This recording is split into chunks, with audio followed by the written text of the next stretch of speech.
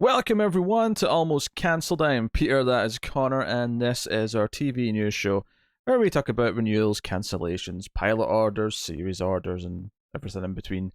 And we seem to be on an every other week schedule, which is not intentional. It's never intentional, but just seems to always work out that way. But luckily for us in this case, almost all of the news on today's docket is from the past week because there was just very little the week before, so it's worked out in this case. So this wasn't a case of you kind of being lazy and not going all the way back like you sometimes do. What is that insinuation? I always go all the way back, and I did go all the way back this time, and there was nothing. Almost nothing. There was like a small handful of minor things. Okay.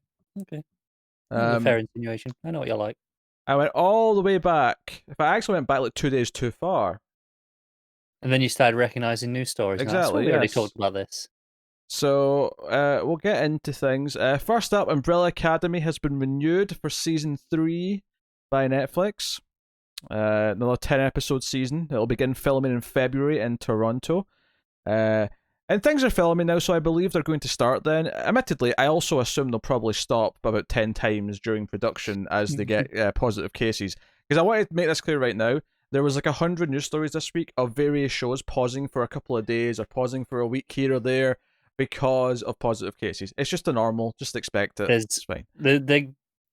I think most productions are going to bake in like an extra 25-30% to the schedule, just accounting for, right, okay, we're going to stop for a week here, there, whatever. It's just going to be a normal thing now. Unless you're in New Zealand, in which case you can just go just go for it. As long as everyone's been in the 2 weeks of quarantine before they start, just go for it. Yeah.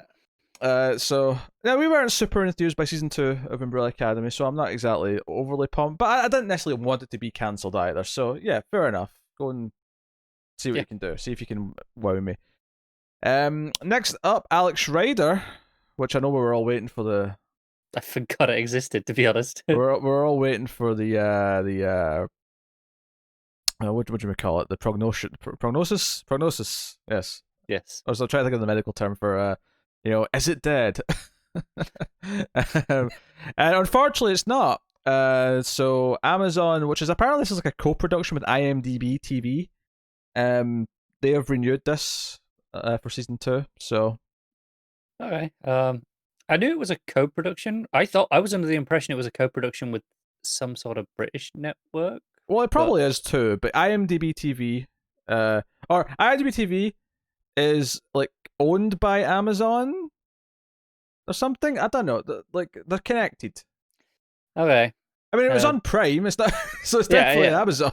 It definitely is Amazon. I do take a lot of umbrage with you saying, unfortunately, that it's alive, because why? Not that I care, not that I am ever going to watch any more of it, but if they're renewing it, it means presumably enough people enjoyed it. Let them have it. No. Why not? No. Doesn't hurt you. Improve your taste, you bunch of plebs. End of discussion. I actually, when I glanced at this story when I was getting the news together, I thought it said at the 11th hour, thinking, oh, it was almost like, almost didn't get saved, and it did. That's not what I read. What I actually read was 11th Hour Films is the production company behind it. So, that's there. On less positive news, although, again, depending on your perspective on the show, The Outsider has been passed on from HBO, but MRC, who own it, or to make it, are going around, they're shopping around other places in the hopes that they can make a second season. Honestly, The Outsider was one that had some promise at the start, but by the time we suffered through all 10 episodes, I wish we hadn't stuck with it. yeah, that it was around the middle of the season where we were like, it's just going to be a mid-season slump, and then it just got worse and worse. But a lot of people seem to really like it. I mean, tastes are variable, I guess, but it's not super exciting. Yeah. So apparently, it would be centering around the Holly character. It wouldn't be focusing necessarily on the town where the crimes happened. It would be following her, which makes some sense given she was probably the most interesting character, and she can go off and have other adventures elsewhere. But that'll be how you kind of do it, and it's kind of anthology, but also not really, because it's the same character who's going from plot to plot. But Yeah, uh, that makes sense. it's not a bad I'll be, idea, I'll, admittedly, but it's just I will say I'll be surprised if it does get picked up. Yeah, I don't know. Maybe one of the smaller cable places will be excited with the prospect. I mean, it's possible that I don't know stars want it, but Yeah, I'll be surprised still. speaking of Stephen King things, though, it's more bad news because Castle Rock has been cancelled at Hulu after 2 seasons. And this was Didn't that one. second season air like a long time ago now? I don't remember when it aired, but Castle Rock, of course, was kind of not a shared universe, but it was pulling from a lot of different Stephen King properties and sort of mixing them up, and sort of it was kind of like the idea, okay, a universe where all of Stephen King's books or stories exist in one, and sort of taking pieces here or there, and maybe redoing some of them as a story for a season. Because I know season 2 was largely was it a prequel to Misery, I think, second season. I honestly didn't read anything about season 2, so I'll take your word for it. But this is cancelled, and this is one where we watched and reviewed all of season 1, and thought it was generally okay, but nothing special. And then the finale outright like tanked it. Like this is one of the few examples where the finale wasn't like just the kind of more of the same or as expected or a conclusion that we saw coming. It was more just, oh wait, that was actually really bad, and kind of made me hate the rest of the season in retrospect.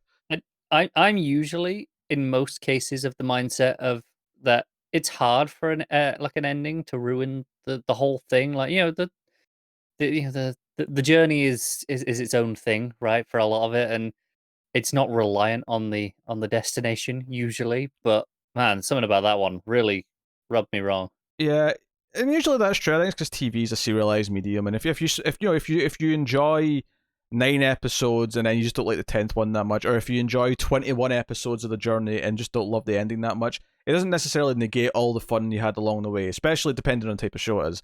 But sometimes it can be a rough thing, and I think that's one of the cases where it was for me. And obviously, again, it's very subjective as to what endings do ruin things for people if indeed they don't like it. Obviously, if you like the ending, that doesn't matter.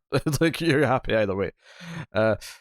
Next up, we have a premiere date finally for what will be the first of the Disney Plus Marvel shows. So this is WandaVision, which is going to premiere on January 15th, 2021. Of course, the first 2 of these shows were originally going to be this year. Obviously, the pandemic's what pushed everything back, but we're finally getting the first of these. Yeah, and this has slipped relatively recently because it was even in a post-pandemic world in the last couple of months where they were still saying no, we're on track for the end of the year.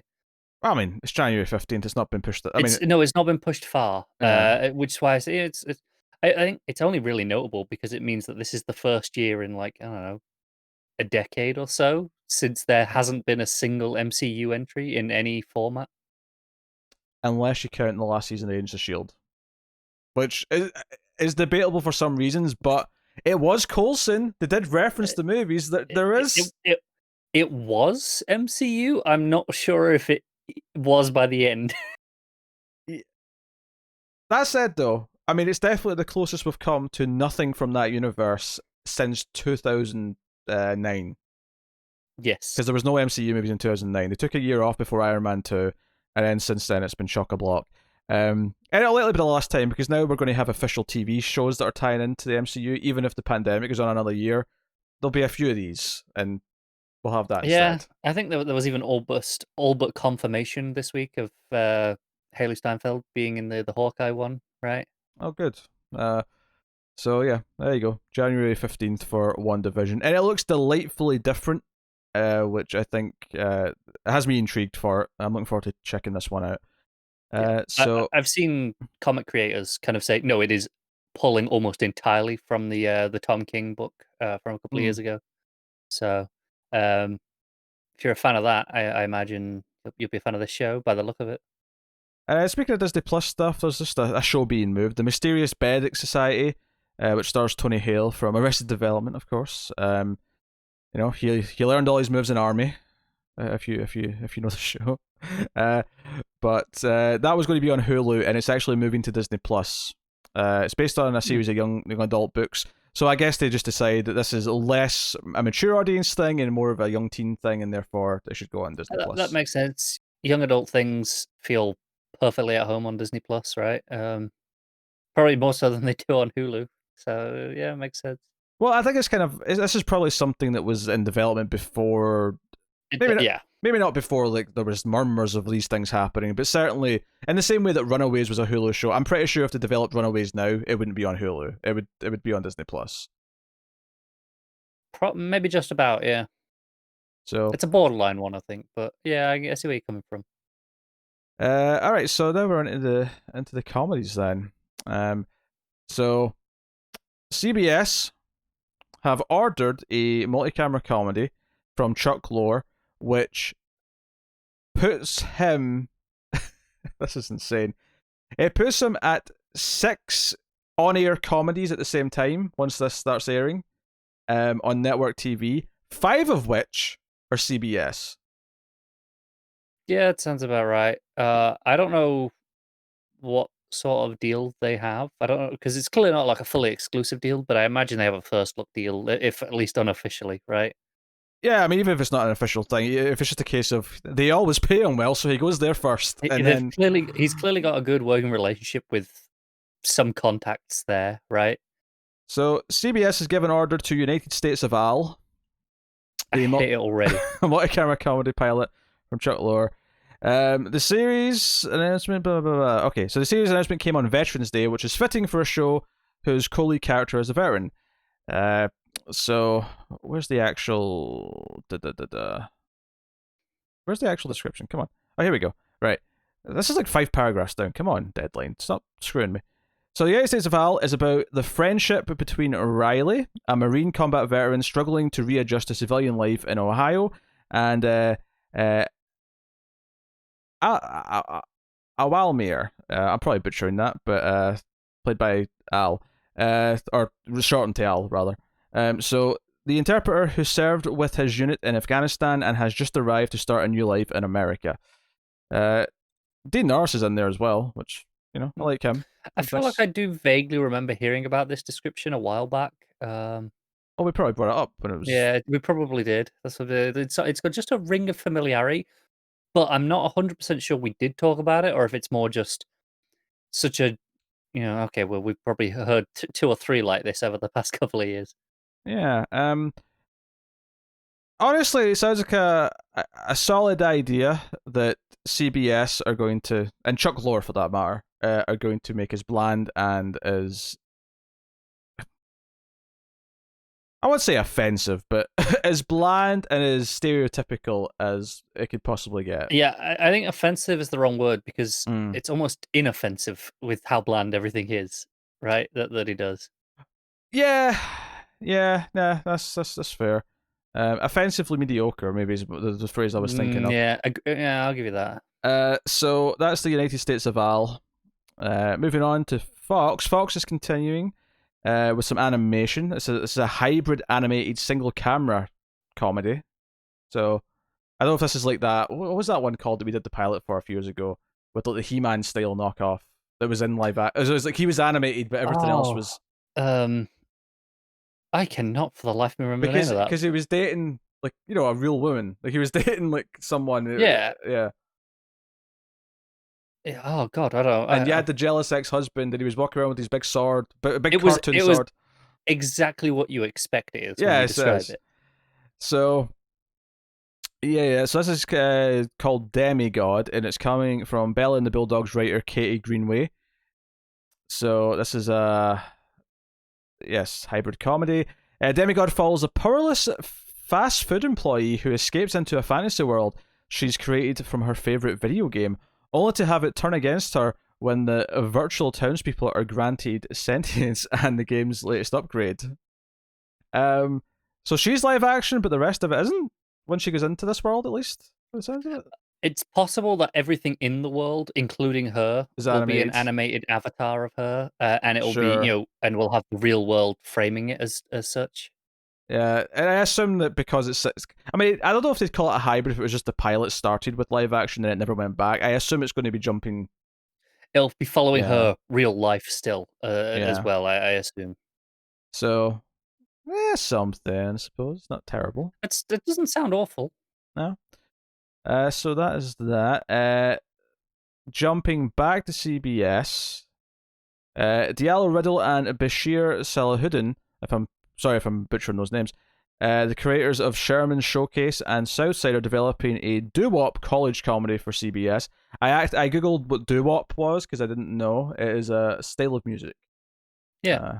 Yes, I'd never heard of it. So Really? It's I mean it's not exactly recent music, but yeah. Well, they said it was just like a subgenre of like rhythm and blues. I think they said. yeah. Yeah. Yeah, it's a lot of 40s, 50s, 60s sort of Yeah. you got a bit of big resurgence I, swing of it there. I just wanted. I thought this was like one of these fancy abbreviations they sometimes give to like certain college athletes or like Okay. or like when they have like a fraternity or something. I don't know. It's one of those things. I couldn't tell you a single song in it, but Mm. if you played me one, I'd be like, oh yeah, I'd recognize it and go, yeah, that's that, and you probably would recognize a few of them as well. I probably would. Yeah. The comedy follows a group of black college students from blue collar backgrounds as they adjust to the culture shock of the Ivy League. Wanting to feel more at home, at college they find a family by forming a doo-wop group. And I think that's why I was thinking like some sort of frat group style thing. Okay, sure, Yeah. I'm with you. That sounds. I mean, obviously the music part not so much, but it sounds like CBS doing a Dear White People style show. Probably with much less bite. I would assume. Dear White People meets Glee, maybe. Yeah, maybe a little bit. I mean it's CBS, so I don't hold much hope. But It'll be probably very tame. yeah. So HBO Max, along with Radical Act, which is Don Cheadle's company, and of course this article has to phrase it. They're taking it to the max. I get it, right? How many times can they get away with putting that in an article? I don't know. In fact, I think the show's called Max. I think that's why they used that specifically. Max on HBO Max, thrilling. Okay, Or is it? I don't know. I'll be honest. The writing of this first sentence is kind of confusing. read the sentence. Don Cheadle's Radical Act banner and HBO Max are taking it to the max, but the max is in italics, which makes it sound like it's the name. If it's in italics, I would assume so. Yes. So with fresh off the boat, skins and newsroom scribe Camilla Blackett on board as showrunner. Yeah, Max is the title. Focuses on a black millennial woman who is trying to juggle her intense professional life and her intricate sex life with with, as the official logline says, some light sociopathic tendencies. And that was definitely professional and personal lives. What is more personal than intricate sex life? Oh, I'm not disputing. I'm just deciding what I want to take directly from the bottle. I think we'll be cheap and cheerful because I am swinging this from the bottle after all, and I Sure. will just go with this rather large liter bottle of Bells that I have sitting around. So I don't believe Cheadle's going to be that much involved beyond just being an executive producer. So obviously they're using his name here in the article headline and all that because he's involved in some way. It's But the usual, isn't it? yeah. So honestly, as of yet, I don't know how to gauge a HBO Max comedy. I expect it's a lot more like a cable comedy than a network comedy. It certainly sounds like it from description. I agree, but they did use personal and professional, so they do like lose some originality points. Okay, sure. All right. Well, that pretty much takes us on to the dramas. So I will take this time to thank our Patreon producers for the month. So thank you to Tyler Hess, Cindy Palacios, David Short, Bournemouth, Al Tribesman, Christopher Moy, Brett Williams, and David Brown. They are all our Patreon producers for the month, which means they are $20 or more in patreon.com/MailFuzzTV, where you can go and support us for as little as $1 per month and get access to some bonus episodes of some things and early access to some other stuff. But generally speaking, just keep all the content coming and show your support. You can also do that for free if you hit the like button on YouTube. It's super helpful to do that, as well as even commenting and subscribing. All these things are super helpful and help YouTube sort of actually occasionally maybe recommend us to other people who watch similar content. It's really it's really that simple. On that, I noticed earlier YouTube have started asking me on a handful of videos. various things. I'll watch something and then go back to my homepage, and it'll pop up being like, how did you find this video? Do you and ask me on like like a 5-star rating, and Oh, and it'll like, hey, if you say you like this, we'll recommend more stuff like it. So if five YouTube does stars. that to any of you as well, yeah, 5 stars, that'd be great. 5 stars and thumbs up and hearts and anything else they throw at you that is positive. So yeah. So out of the dramas then. So first up, Gunpowder in the Sky. Their label Dust, which is a sci-fi label, is working on a new TV show version of H.G. Wells' novel The Island of Dr. Moreau. It'll be titled simply Moreau. Now, normally I'd be annoyed at the simplification of the title, but Moreau's a unique enough word that it doesn't actually come off that bad. Yeah, and I think it's one of those things where I think you can say that and people will know what it's in reference to already. Yeah, because there's sometimes you'll just get a title of that, but the name will be like Stephen, and I was just going to call it Stephen. I'm like, piss off. I was going to go with Dave, but it says it all, doesn't it? Yeah.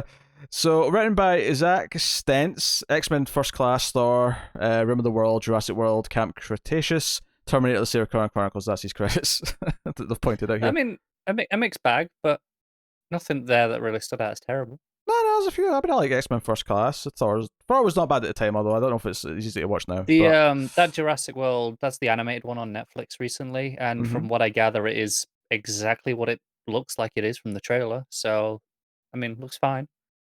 All right, so here's the description as of it. The double helix wasn't even a twinkle in Watson and Crick's eye when H.G. Wells first wrote The Island of Dr. Moreau. But the 1896 novel proved astonishingly prescient about how unlocking the secrets of DNA would open the door to humanity playing God with the natural world in strange and frightening ways, said the producer. And now, in the shadow of how do you say this, CRISPR revolution? Or do you just say CRISPR? Probably CRISPR. Probably CRISPR. You can tell neither of us follow the science journals. Yeah, I'm pretty sure it's CRISPR. Yeah. But in the shadow of the CRISPR revolution, it felt like the perfect time to revisit Moreau and bring it into our own 21st century of transgenic animals, designer babies, and other scientific advances Wells never could have dreamed of. I'm delighted to be working on this with Eric, Jeff, and the Gunpowder in the Sky team to welcome a whole new generation to the Good Doctor's terrifying island. Honestly, I mean, obviously that was more of like an interview answer to what the show is rather than like an official logline. But I think it did a good enough job of kind of saying, here's why we should do this, because all the subjects that was prodding at, over 100 years ago, they've kind of advanced a bit since then. So here's kind of like, we can take that and apply the same ideas and morals to the actual science that we're kind of poking at now. Yeah, I mean, H.G. Wells was an absolute visionary for sure in terms of obviously we go you can go he's the one that named the time machine the time machine as a thing, right? But some of his other stuff that he was saying, I mean, he saw essentially the rise and fall of the European Union and Britain's relationship with America versus as opposed to its relationship with continental Europe. Like he saw a lot of things ahead of his time. It's because he had a time machine. Although I'm not giving him points for being the first person to call a time machine a time machine. That's like what am I going to do? Applaud someone for walking into a room, seeing a toaster, and going, "I'm going to call that a toast machine." All right. Well, you can't call it the timer, can you? I'm just saying, it's not like it's a fancy title. It's just a description of it's a machine that travels through time. Therefore, time agree. machine. I agree, but it was more the idea of that's how long ago, how early he was telling these stories before anyone else was my point there. But my point is, it wasn't just the sci-fi elements that he was ahead of his time on. It was the real world stuff that he was really kind of on the pulse, 78 years, maybe more in advance of where he was. So as much as this is fun to we can kind of build on what he had and bring it into the modern age. I suspect that it's already pretty well formed in a shockingly articulate way already from the source. So you're building from a strong base, which is a good point here. Yeah, I need to reheat my dinner, so I'm going to go put it in the heat machine. So let's move on. Please. Look, He was a very smart guy. He predicted a lot of things. He invented a lot of storytelling and science fiction sort of concepts. I do not dispute any of this, but I am not going to applaud the man for the phrase time machine. Well, no one else had managed to put it on paper before him. Well, I'll applaud him for thinking of the idea of a time machine, but not naming it a time machine. It's about as bland as a descriptive name as you can get. It is. It is. All right. So Skydance TV's hour-long series starring and executive produced by Arnold Schwarzenegger has landed at Netflix. Netflix are now behind this. So yeah, it's coming together. The project is also going to star Monica Barbaro, who's going to be in Top Gun Maverick. Not that any of us have seen that yet, because movies have all basically skipped a year. They don't exist anymore. Yeah.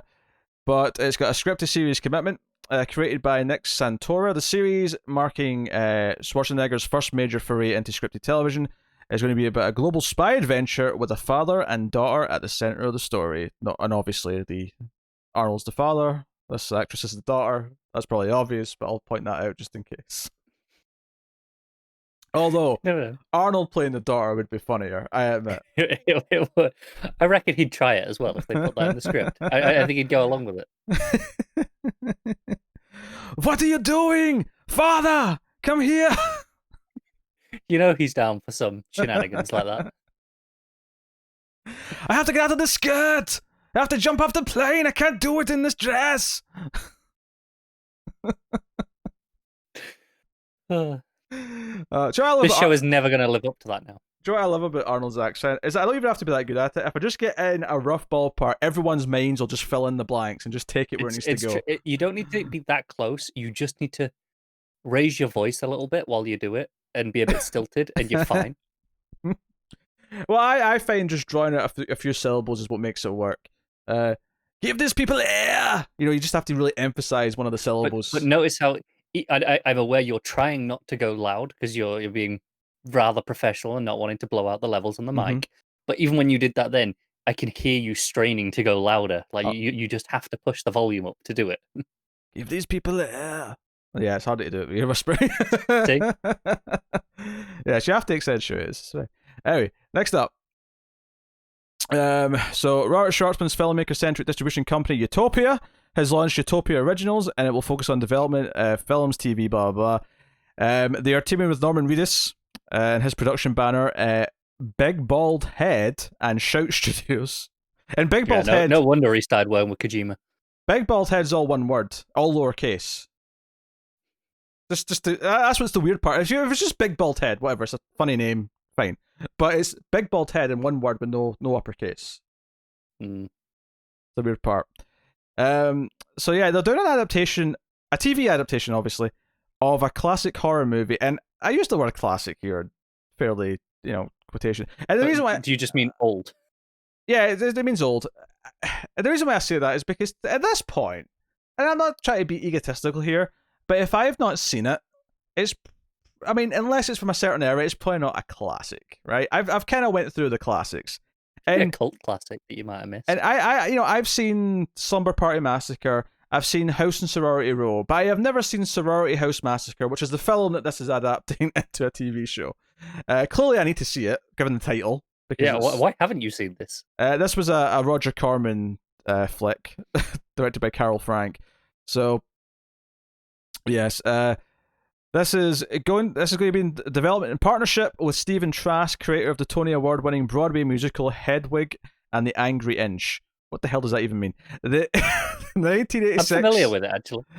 The 1886 movie is exactly what it's what it suggests. A story about sorority sisters who are stalked by a psychopathic killer who shares a telepathic link with one of the girls. So, okay, see, that's your selling point. Wait. That's just yeah. How does the title imply that part? How does the title imply that part? It's exactly what it sounds like. The guy's telepathic. Is that the assumption that the title is also partially telepathic, and I just don't have the powers to pick up on it? Is that what it's saying? So, yeah, it spawned a couple of sequels as well. So I've got me and Tim need to do the trilogy on streams, obviously. Apparently, this is just a weird out of nowhere thing, because I read this headline and thought, oh, I wonder what movie it is, because it said horror movie, and I was like, oh, what is it? I was like, I was like, yeah, I've seen that. I know, no, but have I? And I had to like sit and think because the title's so similar to like 3 other movies. It's pretty generic sounding. I had to sit and think about if I'd seen it or not. But I have not. That's the So. thing. If that hadn't said telepathic, and they they went, oh, it's exactly what it sounds like. I could have described that movie to you, right? Do you know what? I'm just to confirm. I'm going to my letterbox. I'm going to confirm that I have not seen Bothering this. you that much that maybe you've seen it and you're just forgetting. I feel like you'd remember at least the telepathic element though. Like I've that seen sets that. it apart from. I've seen that in a couple of slashers. It's fine. No, I know it's not. It's not unique, but it's less common. What was it? Sorry, Party Massacre. I don't know. It's words in some sort of indeterminate order. I'll go back. Where is it? Sorry, House Massacre. Ah, See, generic sounding. But yeah, I mean, if you're going to ask me what that is, it's a sorority house, and there's a slasher coming to kill them all. I didn't even get a result in Letterboxd for it. Hold on. Oh, this is how classic this movie is. It's deep web hidden. Show it up now. Oh, I have seen this.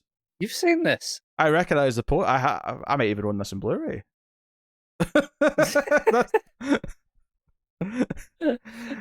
I may have this. Why didn't that show up? Maybe I typoed sorority or something, but it didn't show up on Letterboxd. Yeah, I've seen that. Yeah, okay. Joe, I would give you shit for going, why do you not remember seeing this? But there are like major films. Well, I'll be browsing Netflix looking for something to watch, and I'll go, have I seen that? And it's like not even like a low-key film. It's like a pretty mainstream movie. And I'm like, I can't remember if I've seen it or not. I will have to go and check my own Letterboxd and go, oh, okay, no, I did see this. Oh, I only watched that 7 months ago. Yeah, well, okay, that made an impact. Do you know what it was? It was the telepathic thing. I'm sure I've seen this. I'm sure I remember this link thing. That's why I was saying that should make it stand out in your brain a little bit more, because that's uncommon. Well, shall we say? It's on Amazon Prime, so if you want to go watch it, I know what I'm doing when we're finished. You can go watch it. Yeah, I think I might own that on Blu-ray. All right, moving on to the next thing. What did you give it on Letterboxd? I gave it a 6 out of 10. Oh, that's fine. I'll watch that. Aye, for a slasher movie, that's well yeah, within, yeah, that's what I mean.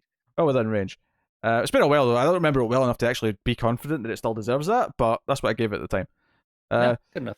All right, Amazon has given a green light to a supernatural thriller series called The Rig, with John Strickland, who's behind Line of Duty and The Bodyguard, set to helm the 6-part series, so a limited series, clearly here. Those are both pretty highly regarded BBC shows, I believe, both of them. But people love those shows. Yeah. Cast is currently being confirmed for the series, which is set on board the Kishorn Bravo oil rig stationed off the Scottish coast in the dangerous waters of the North Sea. When the crew is due to return to the mainland, a mysterious and all-enveloping fog rolls through, and they find themselves cut off from all communication with the shore and the outside world. As they endeavour to discover what's driving this force, bonds are broken and allegiances are formed, and generational fault lines exposed. That actually sounds quite good, to be honest. I thought the back half of the description sounded a little bit generic about just it's a TV show. They're just fluffing it up a little bit, but the basic premise being oil rig cut off from the mainland, and there's a mysterious fog, and they all start to like break down. It's very much the mist on an oil rig. I don't know if there's monsters in the mist, admittedly, but it kind of the mist meets maybe the terror a little bit. Yeah. But 6 episodes is enough time for the psychological elements of all the characters going a bit loopy to play out. And maybe enough to keep it concise enough that it doesn't have any diminishing returns, which is easy to do with something like this. You can go too long on it. Yeah, and it's actually shooting in Scotland. It's shooting at First Stage Studios, which is a new studio they built just recently in Edinburgh. Which is funny because given that they're going to be shooting in a studio, they didn't really need to film it in Scotland. They could have just filmed it wherever. I don't think that surprised me, given that, like I say, the previous work, Line of Duty and Bodyguard, are BBC shows shot in Britain, so it's probably all located here anyway. If it's going to be filled with Scottish actors, where it might be, then maybe it's easier to cast a bunch of Scottish actors if you're in Scotland. Especially right now, when you can't guarantee being able to import them. That's true. On the upside, with the premise, they could just sort of isolate everyone on set and just leave them there, and they're not allowed to leave until they're finished. It's method acting. It's method acting. You're not like going to the outside world. Enforced method acting. Oh dear. So no, that's interesting. Sticking with Amazon here, Amazon got a few things. So Amazon Studios are developing Yes Daddy, which is a novel by Jonathan Parks Ramage, and it's set in a nightmarish scenario in the Hamptons. The book is actually a huge description, but I'll just read the first little bit, which kind of sums it all up. The book follows an ambitious young man who is lured by an older, successful playwright into a dizzying world of wealth and an idyllic Hamptons home where things take a nightmarish turn. So yeah, there's like a huge like description of what actually happens in the book underneath that. But honestly, was there any? Have a little skim and see if there's any personal and professional that we need to be aware of. We would hate to cheat the audience out of the okay, main character moved to New York City with dreams of becoming a successful playwright. Just skim it to yourself. If there's not any there, you can just say no. It's fine. Yeah, but I'm not. I can't just look for the keywords. I have to look for things that are paraphrasing it. So I would say that's professional because it's about his career goals. Sure. Right. So that's why I'm pointing that particular thing out. He's working extra hours to bake rent. Also professional, right? So we definitely have professional covered here. We do. Right? He stumbles on blah blah blah blah. Has a hungry and passionate affair. I mean, that's personal life. Like it definitely it is. But was it phrased in any way that made it feel like they were linking them? I mean, not really, but I mean, they're definitely. There's like 3 paragraphs of description here. They definitely mention both his personal and professional life as a broad stroke. Okay. I think I'll pass if they're not linked directly. But the point here is it's just this, looking up to this superstar playwright who's older, going to have this romantic fling with an older man. Things aren't as they seem, and then it turns out to be a bit more sadistic, and there's a dark side to it. That's the basic gist of it, based on what I'm reading here. Yeah, it doesn't sound like it's probably going to be a show for us. Yeah. Yeah. There you go. That's what it is. Next up, Dennis the Menace is getting a shot on TV. Which one? It is the. Oh, well, let me. Yeah, see, until I read this article, I had no idea there was 2 Dennis the Menaces. This was news to me. Oh, really? Dennis the Menace is getting a shot at the small screen after Beano Studios has started developing a young adult adaptation of the classic British comic book character, not to be confused with the US character by Hank Ketchum. Yeah, the American one, some blonde dweeb who's not really a menace at all. Yeah, I'll be honest. The only Dennis the Menace I have ever experienced is the American movie, so I've never actually read or seen anything with the British one. You never read any Beano as a kid? Nah. Oh man, I never read a single comic book until I was in like high school after I saw Batman Begins. That's why I started reading comic books. I never read a single comic strip before then. Oh man, I read a reasonable share of Beano, usually from the grandparents. Had got them in lying around, whatever. Presumably they thought, kids will like Beano, and I did. It was enjoyable enough. And then there was a cartoon as well, I believe, that I remember watching quite a bit of. You got Denon, you got the little dog Nasha. So they're pitching this as a live action series, and wait, this is going to get a little more interesting in a second. Given that I don't think this is just a straight 1-to-1 accurate pull of the thing. So, Greg Berlanti's producing this. Of course, he bloody is. For a start, right? And they're trying to get US partners on board to make this. And won't have a problem with Berlanti's on it. Yeah, but I do wonder the weirdness of like there being a US version of this character, and like how did they work this out in terms of like copyright and like using the name and whatever. Anyway, so the tone of the pilot script is understood to be much darker than the original, with Dennis believed to be a teenager around the age of 16. And usually he's like 10ish. Yeah, and flitting in and out of trouble with the police. One source told Deadline that the remake has a tone that is similar to British drama Skins. I really don't like Skins. They're going for gritty teenage dark drama. Dennis the Menace. Yeah, that's. Trouble with the law and the police is not uncommon. Even in that, he has, he will send a slingshot at some policeman's head. Yeah, but that's different to what. It's a bit different to what this is implying. I agree. This show is implying he's actually involved in criminal activity and getting, which I will say isn't completely out of character. Like, let's say, this is a a kid at 10 who's quite happy throwing rocks through people's windows and stealing their pies. But so I can see that I can see a version of Dennis the Menace that escalates into being a bit of a teenage petty theft prick. Not sure I want to watch it though. But Yeah, I'm good. especially not if you tell me it's like Skins, which I really didn't like. Yeah, I'm good. I'm pretty good. Next up, as something I know you'll be interested in, is that CW are developing another DC show, and they're putting a backdoor pilot in one of their series to set this off. And I want to know, is there any chance whatsoever I could guess this based on what I know? I don't know if you'd guess it. I think you'll be surprised when I tell you who it is. Because it is a character that when we were watching the shows was on one of the shows. Okay. And they're developing a backdoor pilot to set this character off with their own show. Can you tell me which show it's coming from, and I'll see if I can make a guess. It's Black Lightning.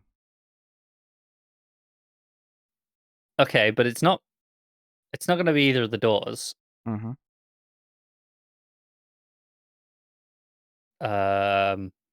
What's her name? The girlfriend, whose name I'm forgetting. Is it her? Oh, from The Outsiders. Yeah. Oh, yeah, I forgot him too. No. Okay, I'm lost then. Painkiller. Oh no. The boyfriend, the other daughter's boyfriend. That's the one. No. The one that I really didn't like. The one that we agreed that was the weakest character in the show. He's coming back, and there's going to be a backdoor pilot in the 7th episode of the 4th season of Black Lightning.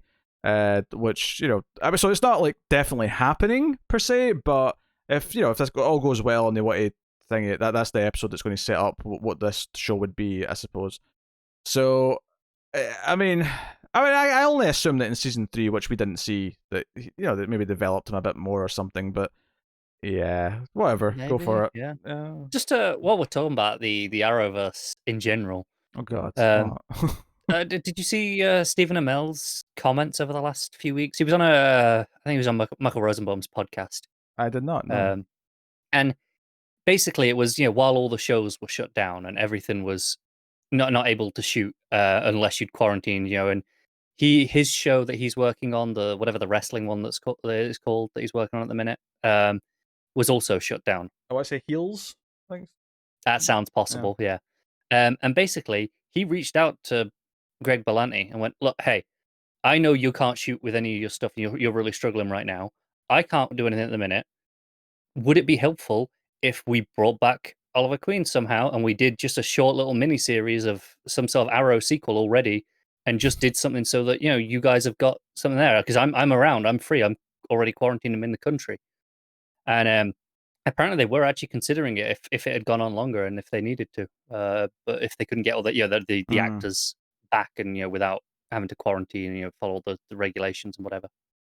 That'd be weird. I mean, it's safe to say we wouldn't have watched it, but no, but I think it's interesting because it wasn't that long ago. He was like, "No, never. I'm done with it." And it's clear that maybe that even just as short a break as it's been, the animosity, it's a little bit cleared up. The break is like, do you know what? Maybe it's not that bad.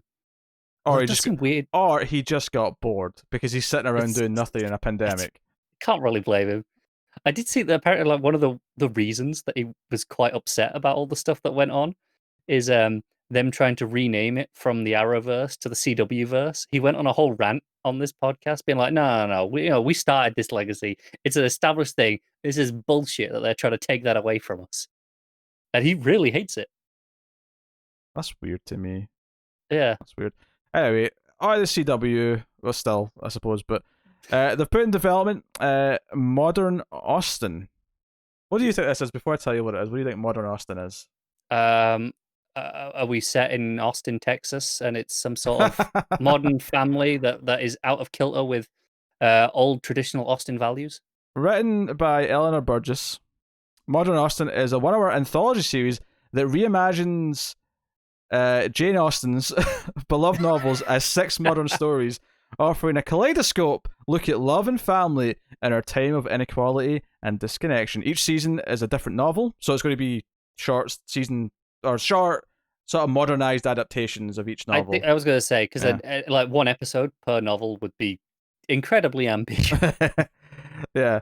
So, and they start with Pride and Prejudice, set in San Francisco. The only Pride and Prejudice I've ever watched is Pride and Prejudice and Zombies, and even with the zombies, I was bored to tears. So I'm good. I've seen a version with Keira Knightley, I'm pretty sure. Sounds like something she'd be in. It does, doesn't it? But they say that. I've seen a lot of Keira Knightley things that maybe I'm mixing them up. I don't know. I've read one of the books. Why are you and watching all these Keira Knightley period pieces? Some of them are pretty good. Uh, So, some of them are all right, and you know they're not like my favorite movies, but they're usually pretty reliable. okay. I'm good. All right, NBC's put in development level, as in like a level, as in like a video game level. I don't know if that's what it's about. I'm just making clear what the word is. To say it could be level, as in balanced. It could be. I'm making it clear. I'm making it clear in case I'm saying it too quickly because it's a very quick word. What word I'm saying. It's less for you and more for people who might struggle with my accent when I say something too fast. That's all. That's fair. Yeah. All right. So coming from writer Sean Finnegan, and Julie Ann Robinson's Candylads production. I love how I just swapped some letters around there to make Candylands. So yes, so the idea for Level was sparked by the writer's experience with investing and startups. So I assume this is Level as in breaking even kind of thing, maybe. Presumably. I don't know why I'm guessing before I finish the description. Well, it'll tell us, I'm sure. The series revolves around Charlie Hunt, who has the most brilliant business mind in history. But after a jarring family tragedy, Charlie quit chasing profits and repurposed his unique skills to shut down villains who live above the law by making whatever they're doing. What? This is going somewhere else. Charlie quit chasing profits and repurposed his unique skills to shut down villains who live above the law by making whatever they're doing an economic impossibility. It hits them where it hurts and levels the playing field for everyone else. So he's an economical Batman, is what Why isn't Bruce Wayne doing this shit? He's just using the stock market and stuff to fight bad guys. What? That took a turn. That was not what I thought Level was going. was going to. No. Okay. Ooh, that caught us off guard, didn't it? All right. Next up, NBC. They've got a new thriller here. What is it? Put in development a drama from husband and wife writing duo April McGuire and Will Honley. So, in the Untitled drama written by McGuire and Honley, a year after a weekend getaway ends in tragedy, a diverse group of former high school friends reunite in the hopes of getting closure. The reunion takes a dark turn, however, when a stranger begins taunting them and exposes dangerous secrets that led them to question whether their friend's death was really an accident. I feel like I've watched this movie already. Yeah, so now it's a TV show that's going to run for 22 episodes. Yeah. Potentially. I mean, maybe shorter than that, but yeah. NBC, so there's every possibility. And then last up, still NBC, last thing. And this is kind of less exciting. This is a show that kind of already existed, but basically to fill out the schedule a bit, because obviously shows are coming back late, they're having to take breaks in certain shows when they're filming. Apparently there's been a bit of a boom in like importing Canadian shows to like fill out the schedule a little bit. So NBC has picked up a medical drama called Nurses, which is about as dull as possible you could think it sounds. The only thing I can give it as credit here is I know exactly what it is from the title. Yeah. Honestly, Canadian shows all sound really boring. This marks the latest. Travelers was a Canadian show. Okay, yes, technically that's true, but let me read the ones here that I'm saying are all the titles are boring. Okay. I'm talking about the titles. I'm not talking about the shows themselves. I'm talking about the titles, right? This is the latest Canadian show picked up by a US network following deals for fellow medical dramas Transplant, also with NBC, and procedural Coroner, which was picked up by the CW. Like, this is like Coroner, Transplant, Nurses. These are very simple, generic sounding titles. Yeah.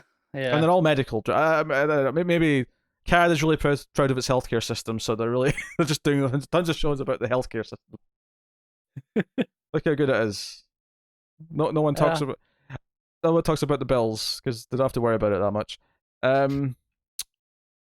Yeah. It's a 10 episode season set in Toronto. Follows 5 young nurses working on the front lines of a busy downtown hospital, dedicating their lives to helping others while struggling to help themselves. Oh, you bastard. That sounds like personal and professional lives. That is, yeah. Crack out the bells. There you go. That's it. Yep, there you go. That's the news. That's not a lot of super exciting. I think Sorority House Massacre was probably the biggest thing. I was I enjoyed being caught off guard by Level. Because that I just didn't see it coming. That was the biggest surprise of the episode. Hey, some weeks aren't as big or as juicy news wise. So there you go. It's entirely possible to expect not an episode of this coming week and then probably back again the following week. Just that seems to be the cycle right now. If there's a lot of news this week and it feels like we should, then yeah, maybe. That said, though, the PS5 comes out on Thursday. There's a good chance that I will look for any excuse to record less things this weekend. So, you've been warned. Yeah. Star Trek Discovery will still happen. Oh yeah, no. The stuff that's supposed to happen will still happen, but this is kind of coming up to an off week anyway in terms of like recent tradition. So unless there's a really good reason, it's easy to be like, well, we did one last week. Yeah, it's fine. Unless there's a really good reason to need to do one this coming weekend, you'll get another 2-week batch in 2 weeks' time. So look forward to that. They're gonna drop so much news this week, you can't ignore it. It'll take something monumental. It'll take monument. We had a trailer for the new Buffy or something. Maybe then we'll do a new show. But disregarding that, probably not much. Anyway, that is the show. We mentioned Patreon earlier, of course, and like and subscribe and all those things. Just to reiterate, those are all very useful. Please do also follow us on Twitter at @mailed_fuzz if you want channel updates or the ability to ask us questions, things like that. Otherwise, though, that is us. So thank you very much. It is a light TV schedule in November. Obviously, we're doing Star Trek Discovery. So one of the tiers we have in Patreon is to suggest pilots to do. And it's typically new pilots coming out that you think we should give a chance to. But some people, because there's very little out this month, have been suggesting some old pilots. So we actually are planning a classic pilot only review next week. Or this week, actually, by the time this goes out. So you can look forward to a classic pilot being reviewed as a one-off kind of special. And maybe going back and trying a pilot or two that maybe slipped under the radar in this past couple of weeks. But otherwise, Star Trek Discovery. We got stuff coming next month though. We got The Stand to try, and we got season 5 of The Expanse. So very excited for that, of course. Yes. But otherwise, that's us. Thank you once again for watching and listening. We always appreciate it. Keep watching TV, guys. Have you got any vanilla?